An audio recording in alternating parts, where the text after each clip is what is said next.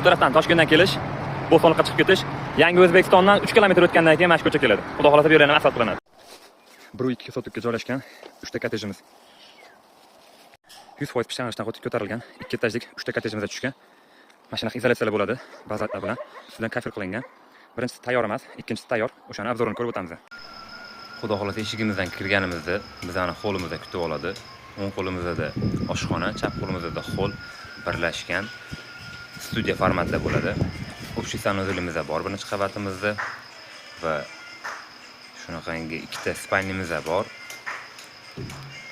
Chiroyli holatda remontlari bitgan, zinalarimiz kafeldan mramorli toshlar bilan qilingan. Ikkinchi qavatimizga chiqqanimizda bitta родительский xonamiz bor. Ichida o'zini dushoy kabinasi bilan